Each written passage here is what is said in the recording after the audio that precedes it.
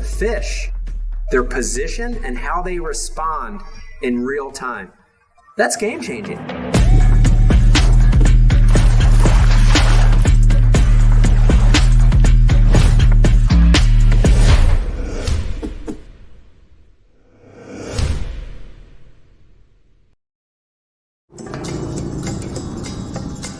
We're all looking for the perfect escape. Some of us want to slow down, be still, and savor, while others are always in search of the next boundary to push. The perfect escape means something different to everyone, but the common thread is connecting to what brings us to another world, one that's just the perfect amount of away. Book your escape. Visit tourismnewbrunswick.ca.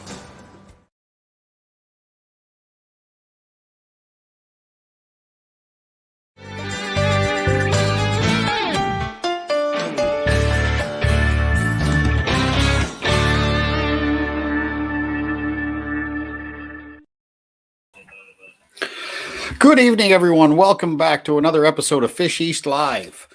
We're here tonight to recap a couple more of our recent episodes. Tonight, we're going to be talking about our adventures in Fredericton and in Saint John. And as always, I've got to have our partners in crime and guests that are joining us tonight. So without further ado, I think we should bring on Mr. Matt Zito. Hey, Donnie. How you doing tonight, my friend? All great. How about you? No, not too bad. Not too bad at all.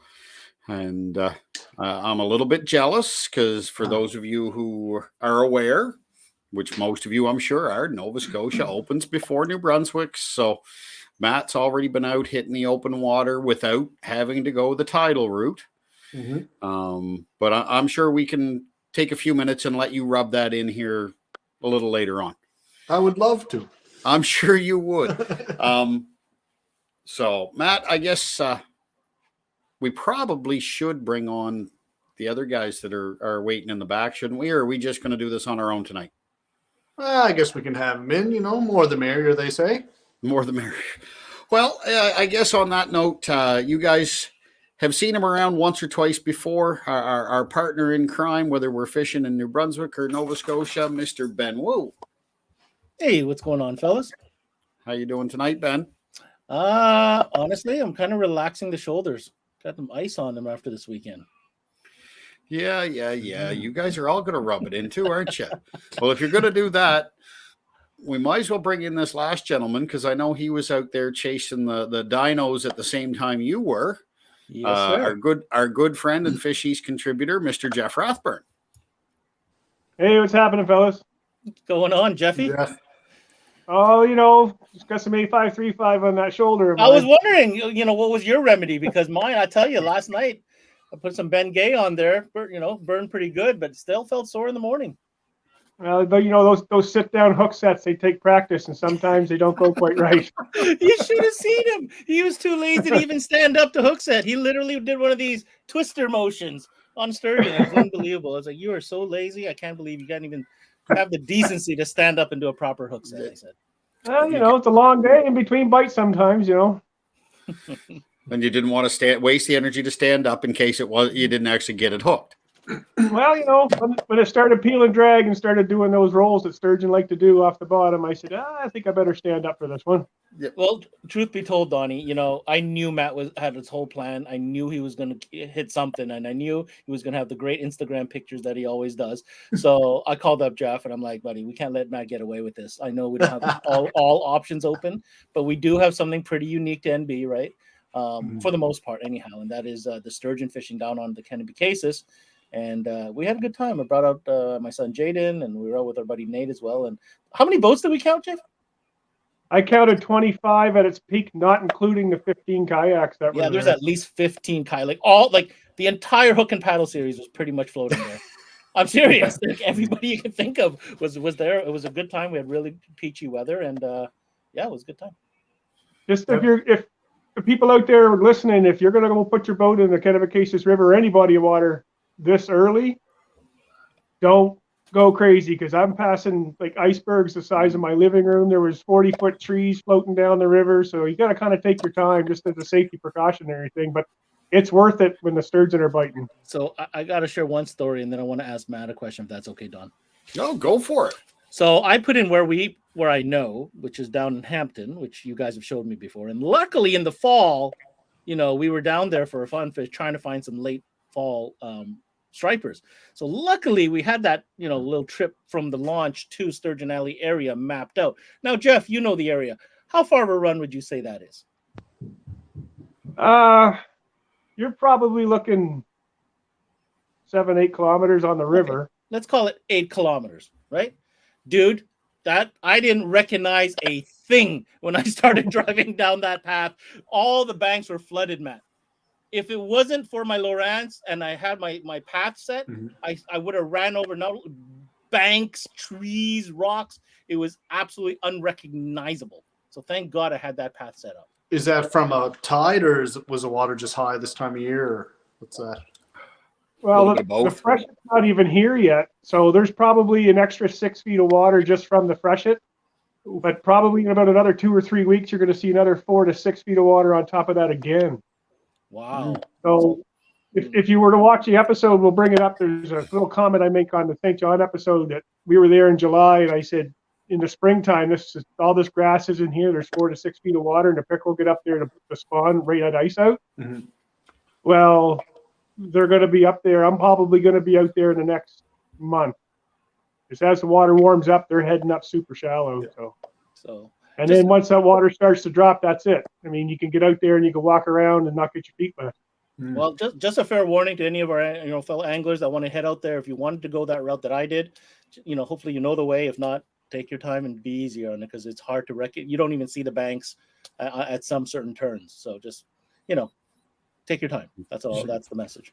It's the same thing every spring. Just exercise caution, because it is not what you see in the summertime. So no. But, Jeff, I see a comment that came in here for you. It just says, "Say hi to Cody, Uncle Jeff." How you doing, little buddy? He's my fishing buddy in Nova Scotia. He lives in Hammonds Plains, and they get out for the opener for some trout. Him and his dad, Blake, they're big trout guys, and he loves getting in the big bass boat and burning some gas and catching some bass. And when he comes up to see Uncle Jeff in New Brunswick, so I'm looking forward to getting him out and hopefully get him into a couple more big largemouth. He got a big one there about 2 or 3 years ago, close to 4 pounds down the flowage. So taking little kids fishing is something I thoroughly enjoy, and I don't care if I catch anything. I just making sure they catch something is top priority. Yeah, I like that. Whenever I go with Jeff, he purposely doesn't catch anything; just lets me have all the fun.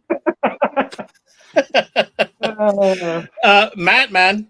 Okay, That's it. That was our moment. Go ahead, tell us how awesome opener was, because I know there's a lot of guys listening that went out as well. So I got sore shoulders as well, except mine was from carrying gear into my trout spot, not because I was wrangling in big fish, that's for sure. But I got a couple of trout so far. It's been slow. Water's still cold. I mean, the first spot I went into, there's still a little bit of ice on the lake. So, but it was. I got one nice 15-incher, which is, that set the bar high for me for this year. And my buddy got a smaller one, like 11 and a 14, and then we were in Grand Lake there just yesterday chasing after stripers. Didn't go so well. We marked them kind of just for a brief minute, and they were gone. And then we got a surprise speckle trout in there too. So in Grand that was good Lake, to see, right? because I mean, for a trout to survive in Grand Lake, I mean, you got a lot of predators in there. So, it was good to see, but it's been slow so far. Things got to heat up a little bit, but I mean, the ice has been out for quite some time down there, hasn't it? Yeah, on most lakes, yeah. Like Grand Lake has been iced out probably, at least a week before the opener. So the stripers weren't where I thought they would be, where they normally are. So I'm thinking that their migration may have already started, and they may be making their way to the Shuby already. That's my guess. Maybe I just suck and couldn't find them. I don't know. Is that your guess, or is that what you're hoping for? Is that they're making their way to the Shuby already? Yeah, I'm not gonna lie. I hope they're on their way. I actually I heard a report. I don't know if there's any truth to it, but I heard a report that there were fins spotted in the lower Shuby already. So that's probably the Bay of Fundy fish coming in. So hopefully that there's truth behind that. Won't be long then. Yeah, that would just break your heart having an early arrival of stripers in the Shuby this year. Oh yeah, I'd cry buckets. Not too early though. I have my dates already booked with my guide. Yeah, I mean, but they'll come in, but they're not they're not gonna leave until that water's prime and they get their spawning done. So they usually sit down lower in the Shuby and feed for a while and make their way up to Stewiacke mid-May-ish. So. I can't even paste what Ryan Anderson just said because it's not G-rated, but I don't know if you want to read that there, Matt, and see. I'd like to hear your comment on Ryan's comment. Hold on. Grand Lake stripers. While Matt's looking that up, I will mention Owen's comment saying water is still a bit cold for Grand, and with the snowstorm, smelt snow should be a few days later. Yeah. So there's some advice from Owen, who, as we have learned when it comes to stripers, if Owen has some advice. Owen knows a thing or two that listen to what Owen's advice is. Yeah, he knows a thing or two about them stripers. Hey, shout out to Woolastook Custom Tackle. That's from my side of town. So yeah, Ryan Anderson is absolutely correct.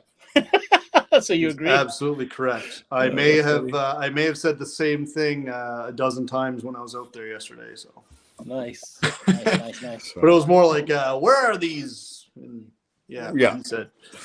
Exactly. So if anyone's wondering, you can go check out the comments. Just that way, we didn't say it or post it ourselves. So, but we will not remove Ryan's comment because he's not wrong.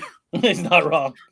So we got a lot to talk about tonight. I mean, here we are almost 15 minutes in already, and we've just been rambling about openers and sturgeon and everything else. And we got 2 episodes to review. Plus, we've got a draw for 2 free 1-year subscriptions to the Wild TV app.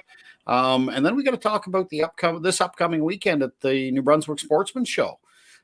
First one since 2019, and definitely excited to be there and be a part of their seminar stage and everything else that we've got going on. So, Ben, I think it's only fitting, we've kind of been doing this in the order the show's aired. So we're going to start in your backyard. Take a little journey up. You actually had the opportunity to shoot a chunk of that show without me, just the way scheduling worked out. And, sometimes this happens and cameras malfunction, footage, it's just part of producing something. So why don't you tell us a little bit about what you guys discovered when you and Bobby were exploring in the Fredericton area? Fredericton was a real fun one for me because, first of all, it was my backyard. It literally took me like 20 minutes to get to the launch. And we chose a time of year where the fish are on the move, but you got a real crack at a bunch of different things, different species, that is.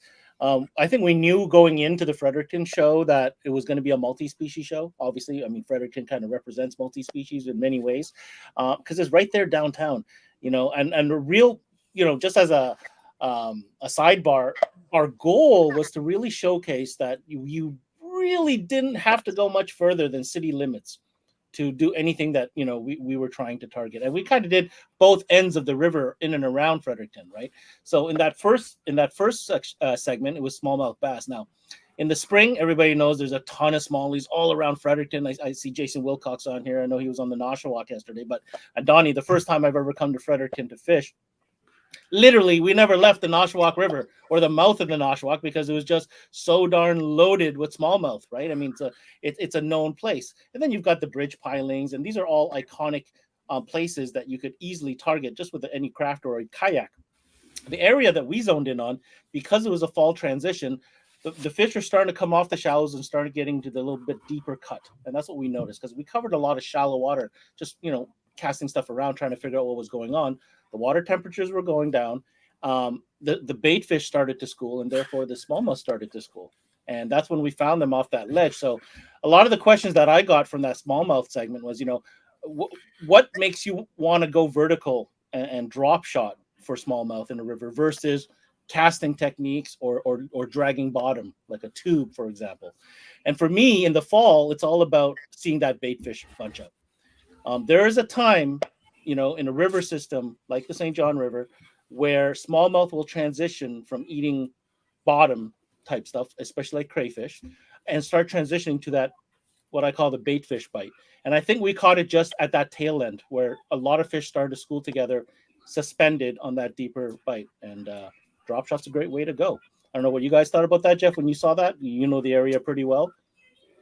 Oh yeah. I couldn't pinpoint. I was looking at background to try and figure out where you were, because I kind of knew the time of year you were in, and I knew what was coming up for an event I had. So I was trying to find that, but it's pretty tough to pick out a single maple tree in Fredericton. So yeah. It was right by the maple. You couldn't have missed it.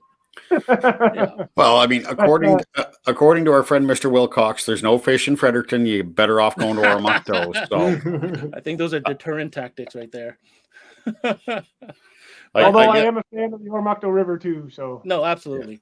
But I guess what Jason's saying is, when you see all those boats and those guys around by the walking bridge and that sort of stuff in Fredericton, they're just testing new lures to see how they move in the water. They're not actually fishing. Yeah, that's really what they're doing. So just to sum up, smallmouth is plentiful around Fredericton. If you're just doing a day trip or you want to just get, it's not dangerous by any means. Everything's pretty well marked with buoys. Great launch facility where we launched, Donnie, right? Carlton Park, which I understand they're even going to do even better things with. But literally right there, and you could almost not turn on the big one. You could literally go with the trolling motor and probably hook up with smallies just right there. So great spot. Again, a great example of how you don't have to know a lot, burn a lot of gas, or spend a lot of money to get into some good action as far as smallmouth are concerned. And there's some good ones. Like, I'm not going to say there's 5-pounders, but there are 3.5s and 4s. That is for sure. The one bit of advice I know I would give to someone who's not familiar with the Fredericton area coming in with a boat, basically, once you go above the Westmoreland Street Bridge, exercise extreme caution. The buoys come to an end. And if you don't know, there's sandbars, and it can get a little sketchy above that bridge. So, for someone who's unfamiliar with the area, either find someone who knows it to guide you through there, or just stay below that bridge. And there's not the channels are all well marked with buoys. Even someone who doesn't know the river can run that, as long as you know how to run your buoys, which, if you have an operator's card, you should. Someone just messaged me, what top 3 baits would I recommend for the Fredericton area? And that's a tough one, depending on the time of year that you want to visit, whether it's spring, summer, or fall. But if I had to choose 3 that, pretty much you'll be safe with, and maybe I'd like to hear Jeff's comment on, I mean, you want to have a tube, a green pumpkin, copperhead tube. I don't think that's a secret. Everybody in New Brunswick knows that is a go-to bait. It's a great bait to, toss around anywhere. You want to cover ground, put a little bit heavier tube head in there so you can really maintain bottom contact. That'd probably be number 1. Number 2, spinnerbait, especially if it's a little windy out, a little choppy out. There's lots of grass edges that you could just float around and shoot through spinnerbaits too. And I'm going to say the third one, maybe a jerk shad. I think that one covers a lot of water as well, or a popper. I mean, a calm day, a popper, you can't really go wrong. It's smallmouth fishing 101. Now you're going to say, well, Ben, you use none of those techniques in the show. Why are you mentioning? Because it was a very particular situation. The water was getting cold. It was certainly later in the fall. The fish were schooling up and a little bit deeper. And I just, as a caveat, I didn't have no fancy electronics on that boat. Like, I had a bait. Well, I don't even remember what that was, Donnie. Basic 5-inch Humminbird. It was a 5-inch basic, no side scan, no down scan, no 3, none of that. It was just straight sonar, 83, 200, 2 options, choose. And I was still able to find that school of fish hovering off that edge in about, what was that, 27 foot of water, I believe it was. So it's not like, it was I had never fished that area before that moment. So just so you know, it's not, you got to put some work in, but if you know what you're looking for, you'll find them. And on top of that, those electronics that finder was console only, nothing at the bow. That's right. There was nothing at the bow. I had to keep turning back to Bobby. How deep are we? Yeah, you're right. I forgot about that. So, some great comments, folks chiming in here about their top 3 baits: Martin McNally, tube, fluke, and crank. Oh, crank. Martin, crank. If you watch the head pond video, the show that we just did, then you'll know the crankbait definitely. But Yeah. That's a good Mr. Wilcox again, tube, Whopper Plopper, and a Vision 110. Why are you dropping Vision 110 stuff, Jay? Nobody's supposed to know about that stuff. So Oh. Jason is just talking about a very high-end hard bait called it's a jerk bait, but it's made by a company called Megabass, and the model is called a Vision 110. They make it in several series. They suspend. You can do a 110, which is they have one that's a +1 or a +3 that suspend a little bit deeper. It's an incredible bait. It works like heck. I got a lot of them. They're not cheap. I know you can get them at Minnow Tackle. I think they're one of the few places that carry them in Fredericton, but they're like 30-something bucks each. But if you want the best, there you go. Yeah. One bait that wasn't mentioned for, especially if you want to get kids involved in catching smallies and along shorelines and grass lines, the do nothing wacky rig Senko. Catches a small fish on hot summer days, any day of the week.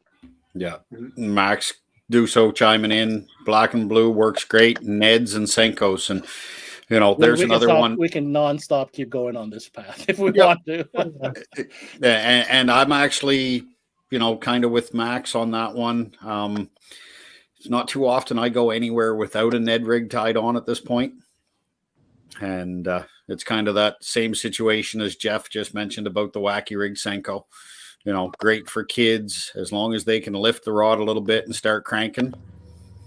It's a great way to put fish in the boat for kids. The only downside for kids is you are using a lighter line, a little more finesse, and they get a little excited and they're going to snap you off a little more often. You're going to lose a couple Ned jigs. You'll lose a couple Ned rigs and a little bit of line, but all fun if you're getting kids out fishing. So, Donnie, the second part of that same show. That's what I was just going to move on to. We totally flipped the script on that. And, it's funny that we were just doing it this weekend somewhere else on the Kenny. But, it was actually Nate, our cameraman, Nate Chapman, some of you might know him, who came up with the idea. He goes, man, why don't we show something really accessible? So this spot is if you didn't know it before, you know it now, because we clearly show you where this spot is. And it is so accessible. Literally pull over, park, walk down, and that's where it is. But the fact that many Fredericton, never mind people in New Brunswick, people in Fredericton don't even know that you could cast for sturgeon right in town from shore. It'll cost you a whole box of night crawlers. Imagine that. And we literally pulled up there. I think we spent an hour and a half and we caught 2 fish on film, and that was it. There was no all day long. It was just crazy. Pulled it up, cast it out. 15 minutes later, there goes the tip, and there's a fish. Even Bobby, I have to think, was his first sturgeon experience. But to know that it was right there in town, people were mind blown. Yeah, no, the sturgeon from shore, I think, is what's almost, I've known for years you could fish sturgeon around the Fredericton area. Have had a number of friends that have done it, and, but the concept of fishing them from shore, I will admit, never crossed my mind until Nate started talking about that opportunity. And, it really is something that you can go catch a dinosaur and not even get your feet wet. No. And some of them, we caught small to medium ones. There's some big ones that'll hustle and jump in the whole 9. So, and you guys were catching short nose, I assume. No, excuse me. No Atlantics. Yeah, it was all short nose. But I assume the opportunity or the chance of hooking into an Atlantic is probably there. And let us know. Has anybody ever hooked an Atlantic sturgeon in and around Fredericton? There you go. If there's anyone watching who's hooked an Atlantic around Fredericton, drop something into the comments. It's because for those of you who haven't seen the Atlantics, they can get big. Now, they're not Fraser River white sturgeon, 11 feet long, but there have been some, 8 feet long out of the Saint John River. Mm-hmm. That'll make you sit up and pay attention. I'm just saying, and for those our Nova Scotia listeners, I know there's not a large, correct me if I'm wrong, Matt, there's not a huge opportunity for sturgeon fishing in Nova Scotia, right? No. There are sturgeon in the Minas Basin, but I don't even think you're allowed to angle for them. Really? Well, I don't know if there is anybody that does it, but I thought someone had told me that they're kind of off limits, but. Well, here's my message for our Nova Scotia friends. If you're driving through, pack the rod in the back. You can go to any gas station and pick up some night crawlers and some sinkers. Put a line out in Fredericton.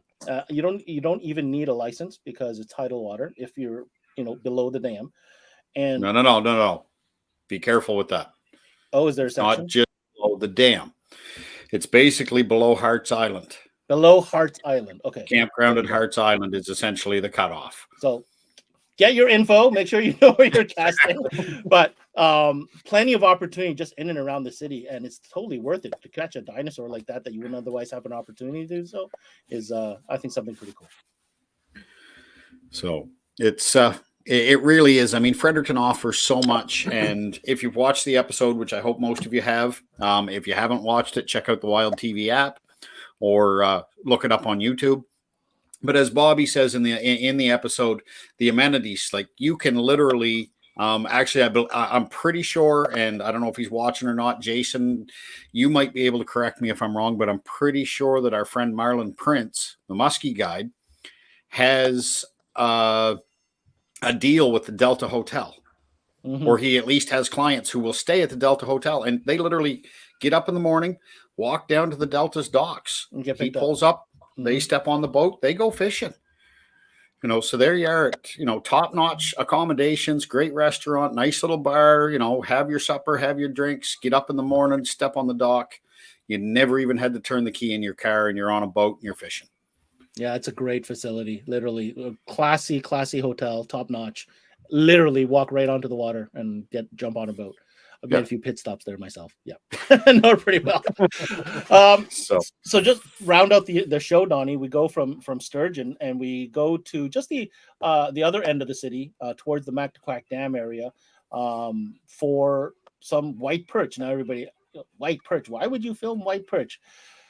I will say it here for those that don't know. Well, Matt knows. Actually, okay, everybody on the screen knows this. I am absolutely addicted to pan fishing, and white perch is my gosh darn new fetish. And there are some giants that when I moved here, I could not believe the size of white perch here. We call them whiteys, and they are so fun and delicious. As you know, I mean, as far as fare, I think you talk about it in the episode, Donnie, right? Yeah. About late season catch. They make fantastic tacos. Yes, right? Yes, they do. They certainly do. And they're super fun to catch. Yeah, we went out there. It was and this is once again, folks, like I mentioned earlier, part of the hazards or the risks when you're producing something like this. Weather doesn't always cooperate. Scheduling doesn't always cooperate. And we were literally down to kind of the last minute. We needed one more segment. What are our opportunities? And Ben had a hankering for some white perch. So let's kill two birds with one stone, so to speak. We're going to go target some white perch in November. Yes. Take home or take home a feed and, have a lot of fun and ultralight setups. I'm not talking my smallmouth rods that are out in the garage. You're talking, a noodly little panfish, trout rod, whatever you want to call it, super light line. And it's just a world of fun. And, like you said, tasty, Tasty just as a heck. great way, just a great way to wrap up the end of the season. I mean, it's November. It's almost winter. Absolutely. And they're aggressive. They're on the feed. They're eating these tiny little minnows. So anything you get down there that looks like that, we got them a couple different ways. Drop shot seemed to be, the real go-to way. We were just fishing this like 1.5 inch power bait minnow just on the drop shot light. But one thing I got a question here is, what is the right setup for panfish? So here's what I run. I run a 7-foot light rod, fast action. 7 feet. I like it long so I can cast small jigs a long distance. I'm only usually running, 1/8 to 1/16 size jigs most of the time. Reel critical is the size of the reel and the line. So the reel, I wouldn't go more than 1,000 size reel. Okay. 25 inches is just too big, too heavy. Doesn't balance well with a light rod like that. But the line, I would say, was the most critical thing. And I only use 4-pound straight fluorocarbon when it comes to panfish. You're thinking 4 pound is not a lot, dude. 4 pound, you're not catching no 4-pound perch. I mean, if you are, power to you. I've seen some big ones come up, but 4 pound. I mean, anybody's fished with me knows that I've tussled 4-pound smallies in with 4 pound, by accident. So that would be my setup for panfish. Yeah, that light line, light rod is really the key to making it fun. I mean, anybody can go out with, their bass rods and hook into some panfish. And let's face it, when you're bass fishing, they're a nuisance. That's not what you're there looking for. But when you take the right tackle and the right approach, they'll give you every bit as much of a fight and be just as much fun as going out targeting some of those bigger species. So, And did I mention they're delicious?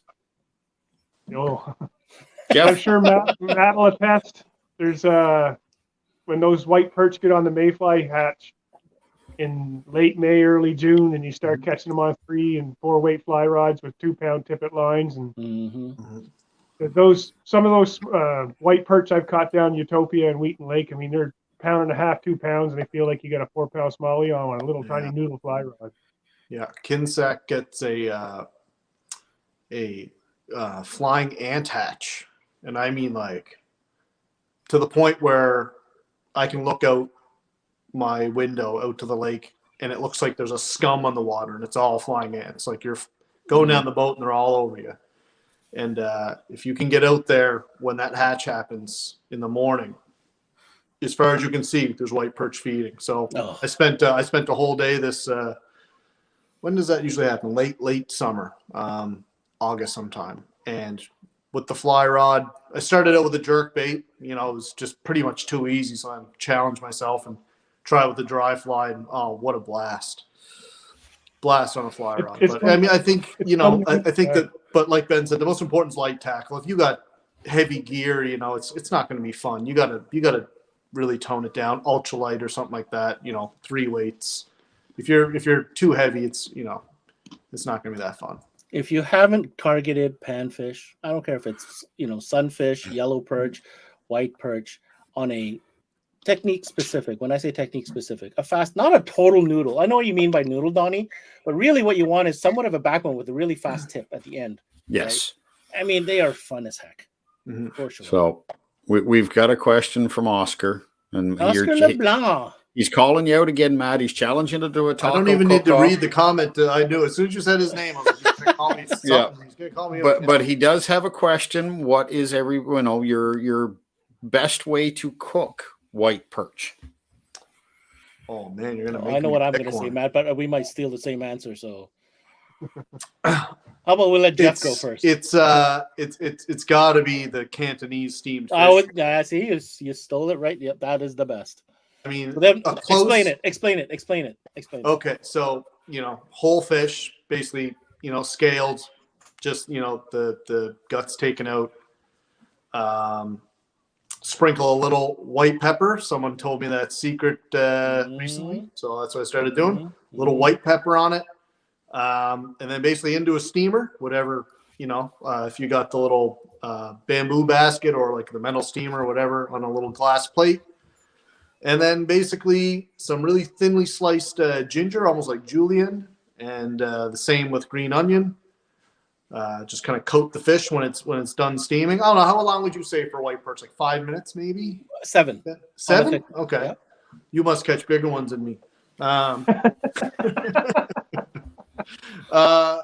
So where was I? Yeah. So then you kind of layer that mixture of ginger and green onion on top of the fish. And then you get some oil in your wok, like smoking hot to the point where it starts to smoke.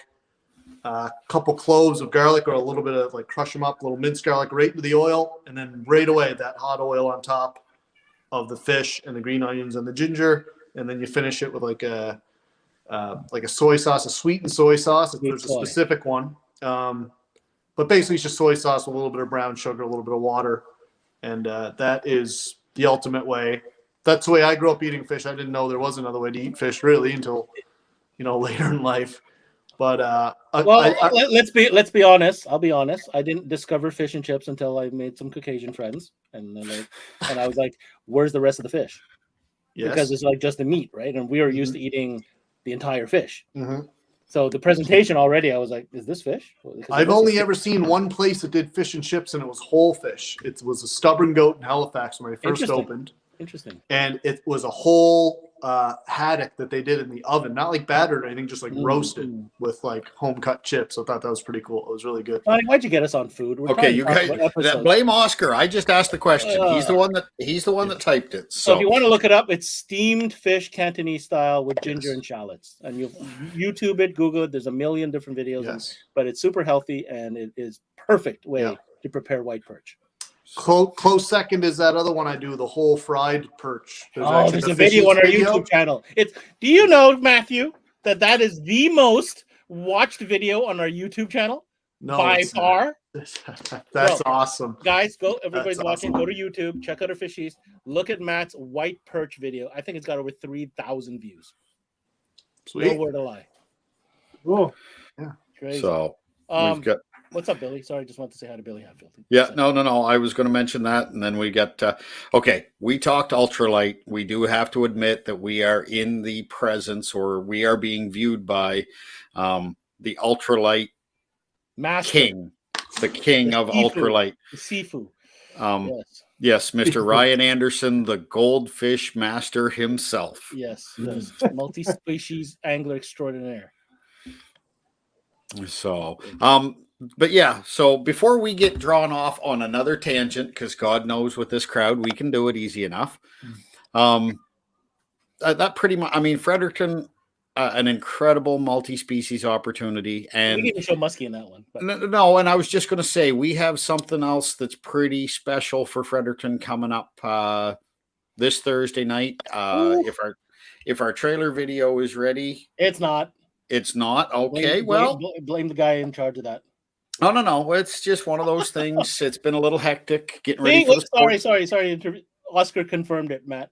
3,100 views on your white perch video. Yeah. Wow. A lot of people eating white perch these days, I guess. Yeah, I suppose. So, but no, we've got something pretty special coming up this Thursday night on Wild TV. And for those of you who don't get to see it on Wild when it runs, I will let you know that this coming Sunday morning, this week's episode will be airing at the New Brunswick Sportsman Show. So if you don't have Wild and you don't want to wait to see this special Fredericton area episode that's coming up, come join us at the Moncton Coliseum on Sunday, and you'll get a chance to have a peek. But before we get around to that, we do have one more episode, because Jeff's been sitting here saying, dude, when are we going to talk about the episode that I was in? So we have our second, we went from the capital city to the port city. In our next episode, we made the trip downriver from Fredericton and down to where two rivers meet, to where the Saint John and Kennebecasis rivers come together, and did a little exploring around Saint John. Now, shout out to Josh and Braden, a couple young fellows in Saint John that we spent some time hanging out with. Great young fellows, passionate anglers. Really nice to see a younger generation taking an interest and being willing to come out and spend some time with us and just help us get to know Rockwood Park a little bit. Yeah. But Ben and Jeff, you guys kind of kicked that one all off. I was off doing some filming that day that wasn't as successful as what yours was. So why don't I let you two talk about your first excursion into the Kennebecasis River? If you don't mind, Jeff, there is one thing I want to intro with, and I want to pass you the mic, okay? Jeff tells me, Ben, meet me in Quispam. There's a dock there. We all set up. It's perfect for what we need to do. I need to give a shout out to the city of Quispam, because I have to say the Meehan's Cove venue for launching your boat is absolutely world class. You roll up, it's got tremendous parking, great big view, great docks, great launch.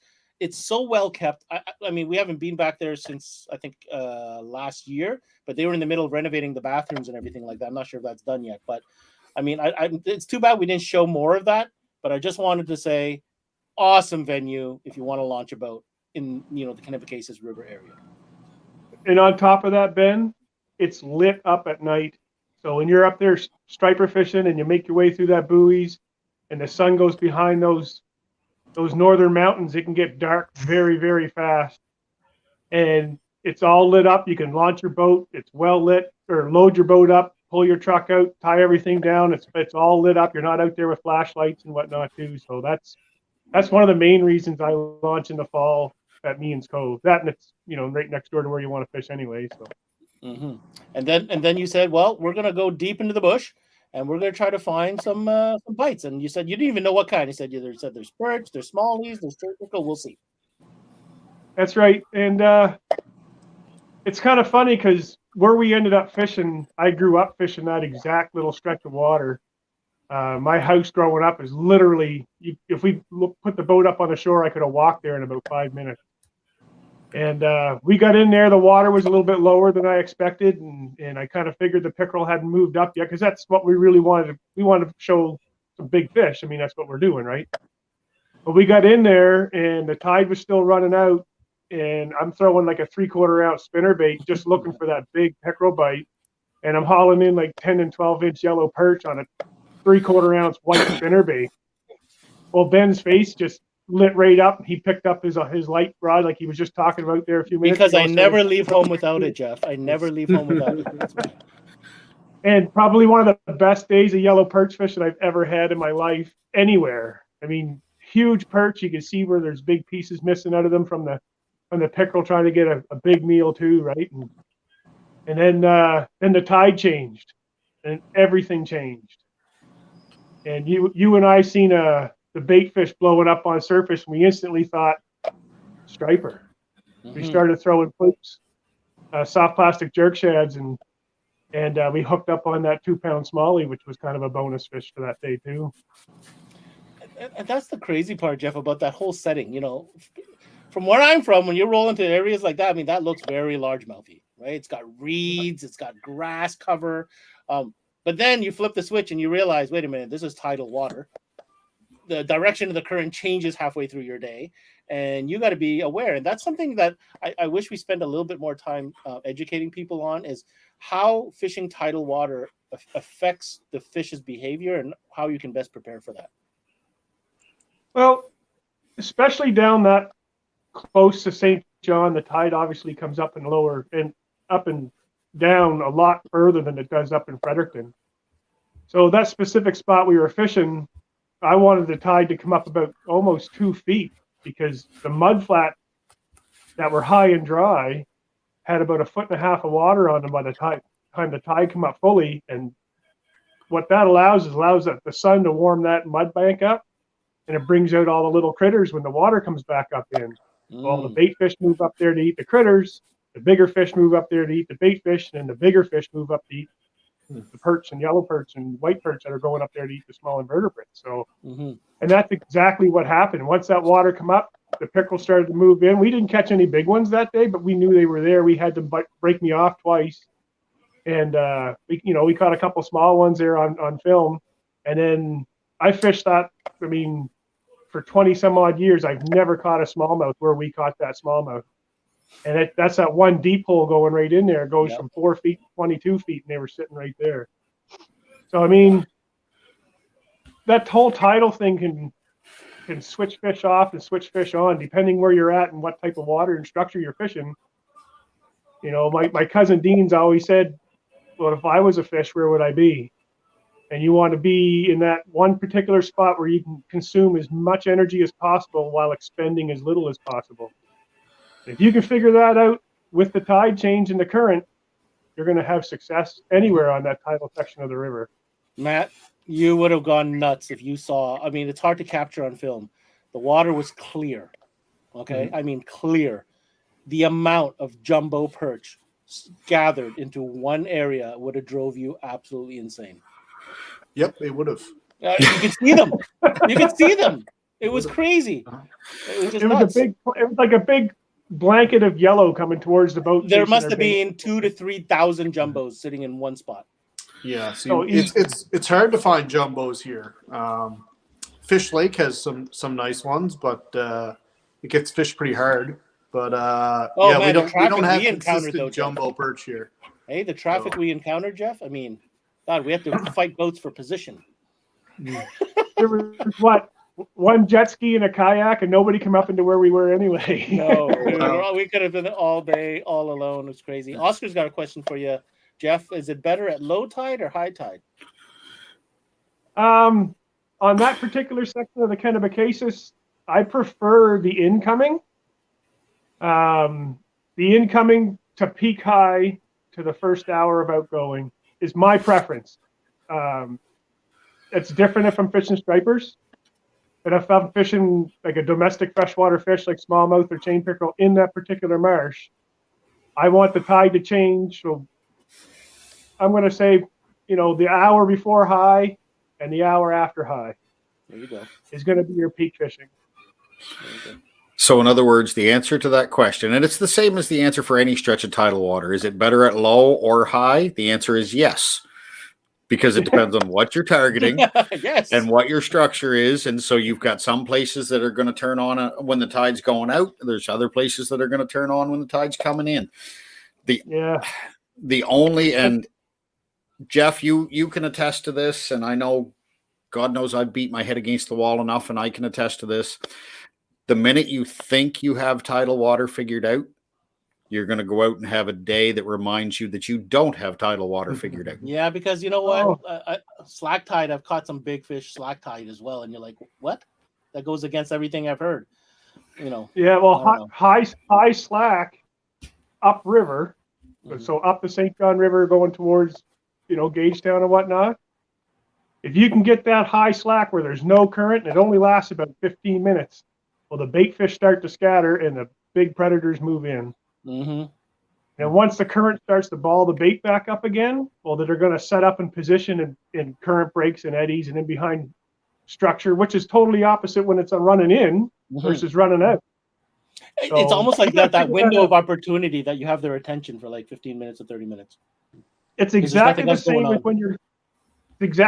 as when you're just as a storm front moves in. I mean, Dean and I were on the Google Lake one time, and it was a nice, warm, sunny day, a little bit breezy. Then all of a sudden, the whole lake went flat calm. I looked over, and you could see the storm front moving in. We had an hour of just absolute lunacy, top water smallmouth action, and brook trout on jerk baits. Ooh. And as soon as the cold front moved in, boom, they shut right off. Yeah. Mm-hmm. Yep. Mm-hmm. Absolutely. So, I want Ryan Anderson just said a comment. I'm gonna bring it up here. This one I can post as G-rated. He says, very few Nova Scotians have any idea how good the panfish opportunities are in New Brunswick. Do you think that's true, Matthew? I think that's true. I think a lot of Nova Scotians don't know how good the panfish can be in Nova Scotia either, but certainly not New Brunswick. I mean, is it not a thing? People don't get like really crazy for panfish? They don't get as excited as you and I. No, I don't really. Think so. I haven't met anyone who has. That's just so weird. Actually, Nate DeSome and Jessica, they I see them go out there.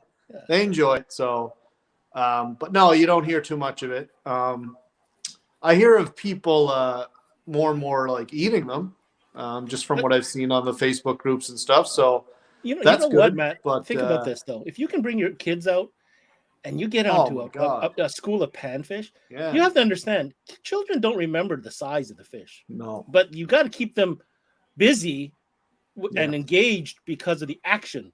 And let me tell you, panfish, if you get them on, it's nonstop, and they're going to remember that. I got all my kids hooked on fishing because I got them on panfish first. Never mind the big fish, Yeah, just because it's nonstop. I take my girls out through the summer almost every evening. The last hour or two of light, the white perch on a calm night. Now it's got to be calm. They'll come right to the surface and bubble around. We just chase them around the boat, and I just put on a little float and worm for them and get close enough. Or sometimes we just trawl the worm behind the boat. There's so many, and they love it. Yeah, like they don't care how big they are. It's a fish. On that note, Jeff, the next segment on the Saint John show, we went to Rockwood Park. Yeah, talk about accessible. Geez. It's literally in Saint John. We're not driving 30 minutes out of it. It's in Saint John, and it's a whole park. Matt, you weren't there, but you can drive through the whole park if you wanted to. Wow. There's parking. There's a big parking lot. I think there's a bus that goes there, like a public bus. So you can. There's bus stop. There's bus stops right at the park. Right, and you can jog it, whatever you want. The point is, there's a whole slew of lakes, all built into these paths, and there's maps everywhere. There's walking trails throughout all of them. And you can fish all of them. There's no restriction on fishing. That's right.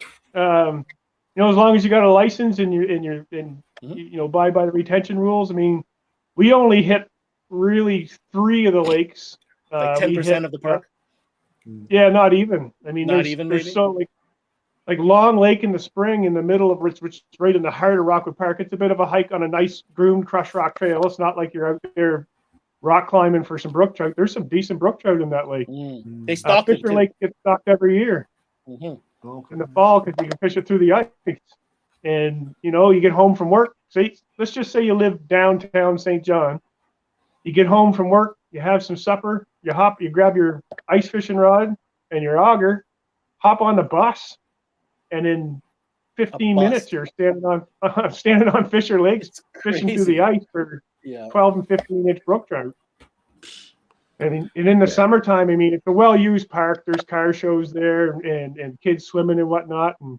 But the 2 young fellas there, they showed us a couple of paths to get onto some rock faces. And me and Donnie were fishing off rock face, and there was a couple of ladies that swam right past us. Like there was no beach anywhere. They just kind of swam in front of us as we were fishing I there. remember that. Yeah. Yeah. No, it's really is. I mean, there's one spot where we were standing. Actually, if you go back and watch the episode, it's where one of the young fellas caught the little brookie that he caught. Beautiful little fish.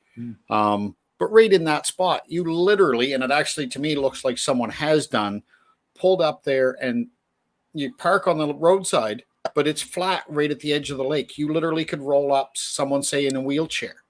Put them right at the water, put them right at the water's edge, set their brakes, get them casting. Are they going to catch monsters? No, they're not going to catch monsters. But as Jeff says in the video or in the episode, if you've had a bad day at work, it doesn't matter if they're 6 inches or 6 pounds. It's just a way to blow off steam and relax and decompress. And it's also a great spot because of the accessibility. For people who have mobility issues, for people who have young kids but don't own a boat. It's just a world of fun. 2,200 acre park right in the middle of the St. John of the city of St. John. It's one of the most unique things I've ever seen. I've had the opportunity to travel to many places and fish many places, but that Rockwood Park is something unique that if you're ever in the St. John area, man, at the very least, drive through. Beautiful little drive. Great place to stop to have a picnic too. Well, and don't get me wrong. Like I used to work just down over the hill, so on my lunch breaks, I used to go up to Lily Lake every now and then, eat a sandwich, and toss a popper out. There are some big smallmouth in Lily Lake. They're there. There you go. We just need to find them. Well, we also went in the dead heat in the middle of the summer. It wasn't exactly the best timing if you want to go there in the earlier season or even in the fall. I think you probably have you definitely have a good shot at some dice fish for sure. Yeah, we were there mid-July, it doesn't matter. What we wanted to show and what we were there for was the accessibility. You're in the city, like Jeff said. Take a bus. One of the young fellows that joined us, I can't remember if it was Josh or Braden, but one of them literally rode their bicycle from their house. Yep. Parked at one of the bike racks there at the park, and then just started beating the feet, bushwhacking around the park with us. So, it doesn't matter what your budget is, what your equipment situation is. It doesn't matter. That doesn't matter what you have for gear. You can go up there and have a world of fun. I see a comment I want to put on this. Oh, sorry. Go ahead, Jeff. Go ahead. If you don't mind walking a little bit on the really nice, my dad calls them the limestone roads, crushed rock path, you can hit some of the other smaller lakes that are nestled in the woods and behind the golf course that don't get that much pressure. Mm-hmm. And they do have bass and huge fall fish and brook trout and whatnot. It's an easy walk even for kids. So Rockwood Park is a special place, and St. John has done a great job in preserving that. Absolutely. Shout out to Discover St. John for that. I got a comment I want to show here. It's from Jeff Butler. I'm from Ontario and have family that live on Grand Lake, New Brunswick, and I fish New Brunswick, and they think I'm nuts when I tell them how good the perch are. I kind of feel you, Jeff. That's kind of the funny looks I got too when I first got here. But I'm starting to feel there's more people that are closet panfish freaks that are starting to come out because we're making it feel okay. It's okay to love panfish. Come on out. Join. Be a part of it. It's fine. It's great. Don't worry about it. What is your retention limit, New Brunswick, on perch? That's a great question. 50, I believe.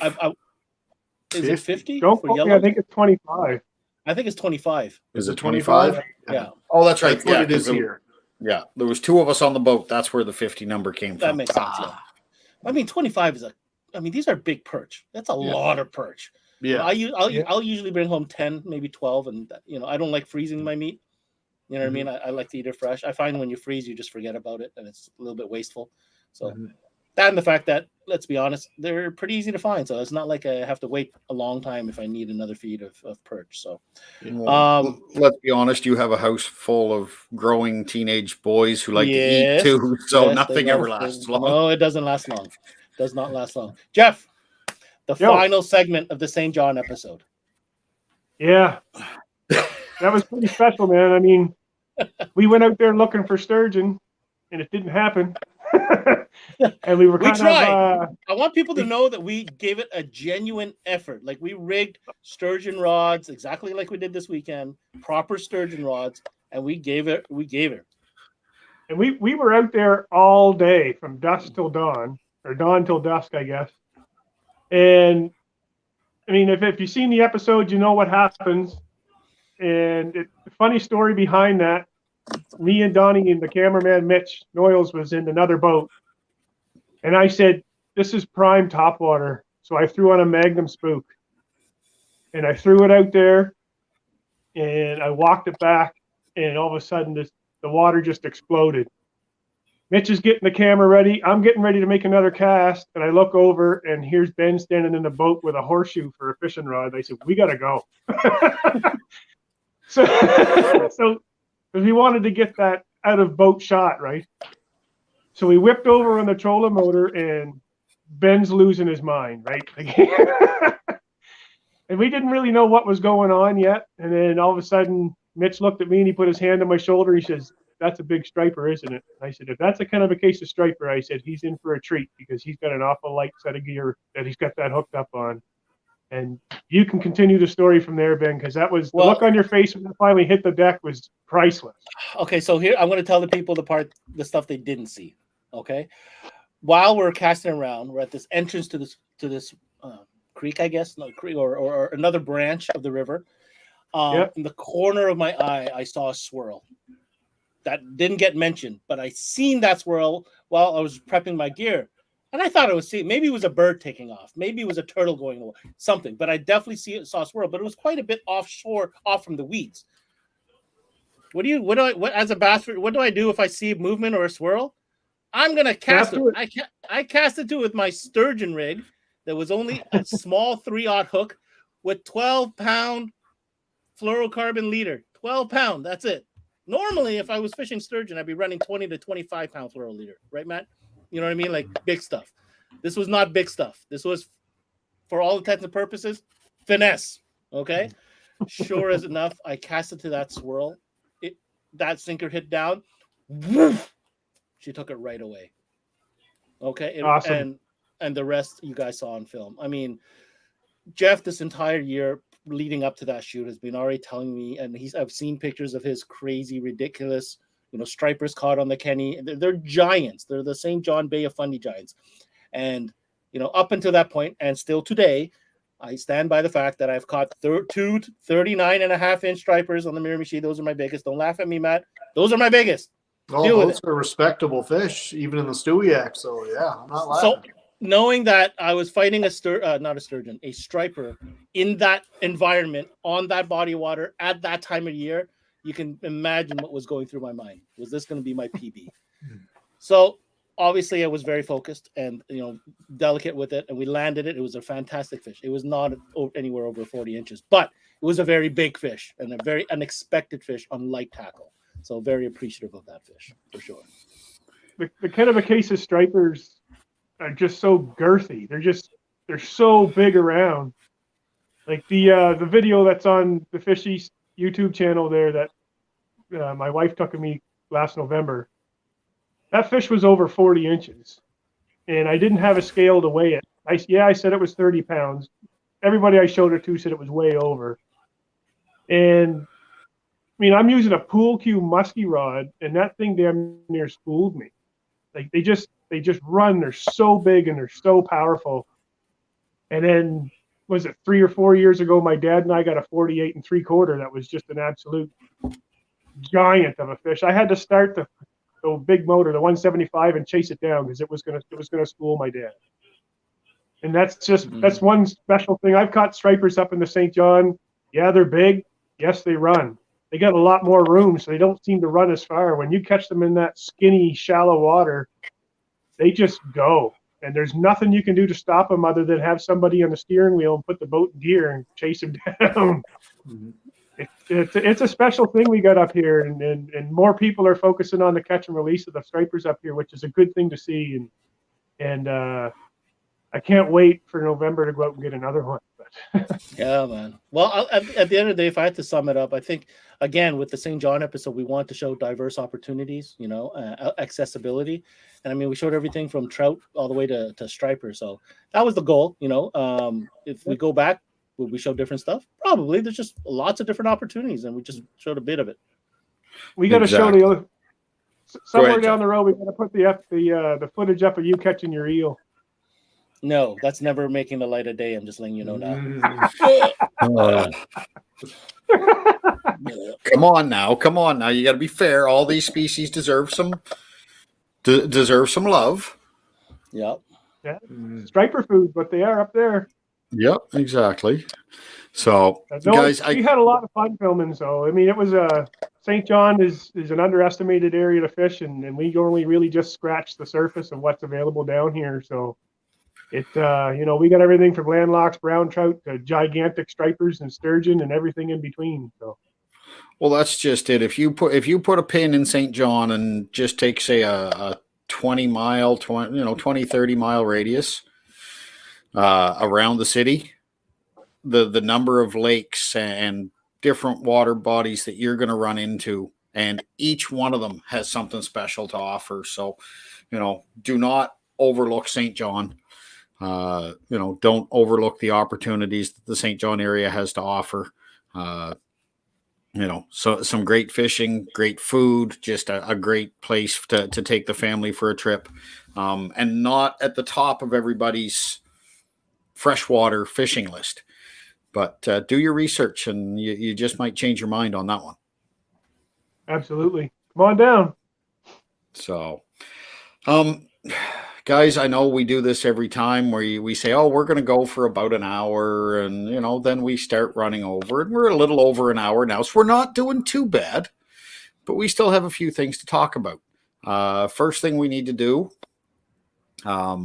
is draw for 2, not 1, but 2 free subscriptions to the Wild TV app. Our partners at Wild TV have given us an opportunity, and we were running a contest on our page. So what I have done, because it's going to be happening live, is in my old faithful faded Fish East hat, I have the names of the people who have shared that post and liked our page and liked the Wild, basically followed the instructions in the post. So I'm going to draw 2 names. Lucky winner is? There's one. I'm going to pull them both out, set them on my computer, and then I'm going to unfold them. Frig. And there's 2. First one, Christopher Manuel. Christopher Manuel, you have won a 1-year free subscription to the Wild TV app.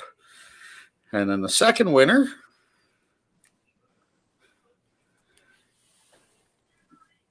Carly Parrish. Carly Parrish, you have won a 1-year free subscription to the Wild TV app. To claim your prize, I need you to message the Fish East page with your email address. And then we will forward that to Wild, and they will activate your subscription and send you the necessary links.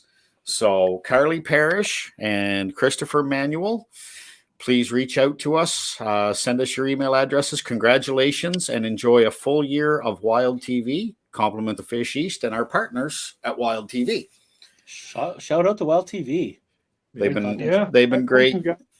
We've been really happy to work with Wild, and they've been great to work with and looking after all our stuff as we go along. So next up, this weekend. It's going to be a busy one. The weekend before the season opener here in New Brunswick. Everybody is getting the fever. And on top of that, we haven't been able to do trade shows since 2019. So I'm expecting big crowds, and I want to see a lot of happy faces. And if you choose to wear a mask, folks, wear a mask, whatever makes you comfortable.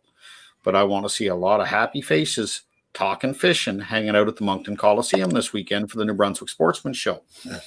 We will be there. We'll be spending some time hanging out with our friends from Long Lake Adventures, and we're going to be spending some time on the seminar stage, and just a lot of good stuff going on, a lot of fun going on, hanging out with like-minded folks, talking fishing, just a few days before the season kicks off here in NB. So come out and see us. We're going to have some great ducket product for you to have a look at. Oh, yes. Rods, reels, all kinds of great ducket fishing products for you to check out. Excuse me. And we'll be hanging out on the seminar stage as well. One of the seminars we're going to do is the top. Well, hold on. Let's break that down into 2 points there.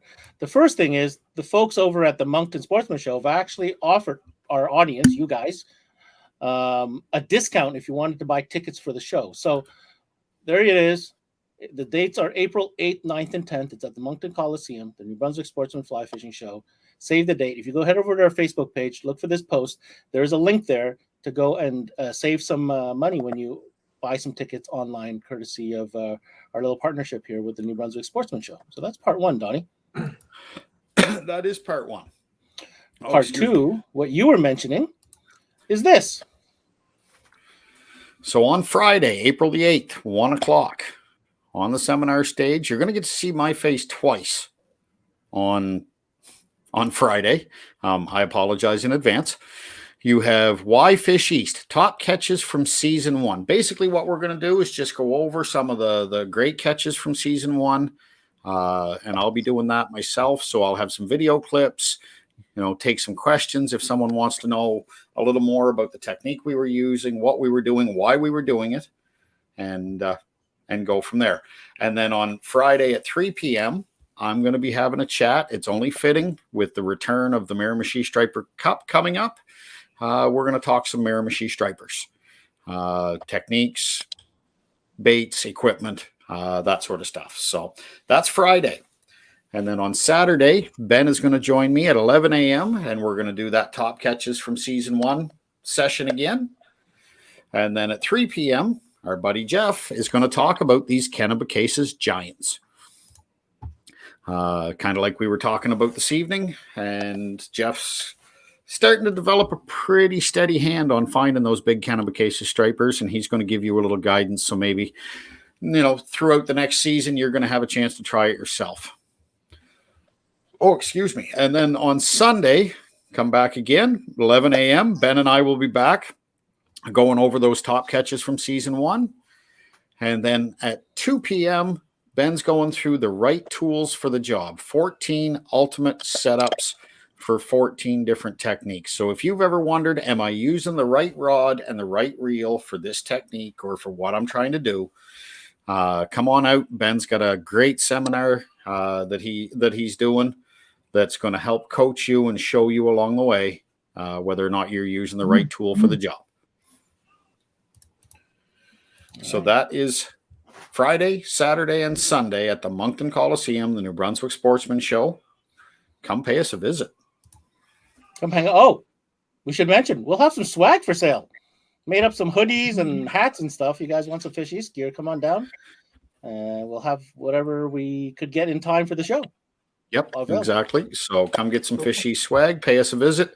We're there to have some fun. Jeff's going to be joining us. I'm sure Matt, you're you going to coming see. down, Matt? I'm going to do my best. If there was a fish taco seminar, I'd be there for sure. Oh, now you're going to make Oscar make one. Or Yeah, I was going to say Oscar's restaurant's not that far away, so I'm thinking an after-hours challenge after the show closes. Oh, throw down. All right. So private event, yeah. Yes. Private cook-off, yeah. Well, I mean, we could always sell tickets. Sure. I sell tickets. For the taco off. Yeah, I'm taking bets. Yeah. Yeah, beautiful. I would. So- I'm working on it. I'd like to come up for a day. So Yeah, come on up. It's been a minute. So yeah. So this week, as we mentioned earlier, Thursday night, 7:30 Atlantic, we have something pretty special coming. We may or may not release a teaser to Facebook over the next couple days because, like I said, this one is pretty special. The last And 2 episodes are pretty special. the last 2 episodes are both very special. One is in New Brunswick. If you're looking at Ben's image on the screen, it's kind of somewhere out there, right behind where he's sitting. It's probably that way. A little of That both. way? Little of both. Oh, a little bit of both. Little bit of both. Little bit of both. And then the other one takes place in a magical spot in Nova Scotia. I catch the biggest fish of our season in this next episode. I have to say that. There's a spoiler. He has to brag. I gotta He brag. has to brag. It is so monstrous. And guys, for our listeners of live, please forgive me because my flies opened during that entire fight. Just putting it out there, getting ahead of it. Yes, it happened. But that should not deter you from what's going on the screen because it's absolutely crazy. It's pretty. I was wondering whether you were going to admit that or just wait I for figured people I'd just get to ahead come. of it right Get now. out ahead of it, Just get out exactly. ahead of it, yeah. So, guys, it's been a blast as always. Oscar just popped up. Was away from the screen, but 100% sell tickets on the cook-off. Yeah, buddy. Shout out to Oh. Mitch Knowles is watching from MBN Outdoors. So yeah, Mitch is saying can't wait for these 2 episodes. And that was funny. No, it's just it. When you're filming, you get that big bite. Doesn't matter if your fly's down or not. If the fish is worth putting on camera or putting on film, you put it on film. Oh yeah. So I'm actually anyways, looking forward to it because I've heard so much about it, but I haven't been allowed to see any of the footage yet. So I'm really Matt looking forward hasn't to seen it either. I haven't seen it either. we've kept that pretty quiet. We haven't been sharing that a whole lot. So Yeah. tune in Thursday night, 7:30 Atlantic on Wild.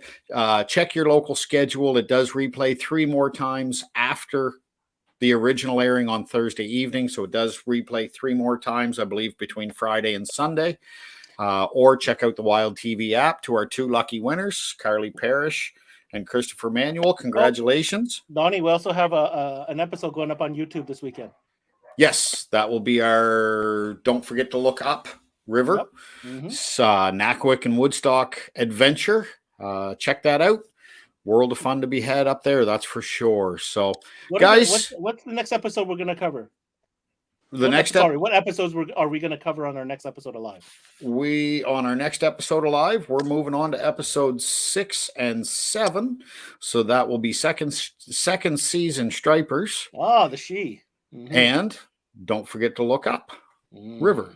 Very nice. So I'm just taking a shot in the dark. We'll probably have our buddy Jeff Wilson on for that because he made an appearance on both of those episodes. Oh, maybe we'll get Brian Gray on. I was just going to say we'll probably talk to Brian Gray, and who knows? You just never know who we're going to have pop on with us, and just shoot the breeze and have some fun. So, Jeff, thank you for joining us, my friend. It's fun as always. My pleasure. And Thanks Matt for being on and with Ben, us, Jeff. we've done this many times, and I'm sure we're going to do it many times again. And David D, I agree 100% with you. Let's bring on season 2. And whether you're on Facebook or on YouTube watching this live, or if you watch this afterwards, folks, the biggest thing is thanks for watching.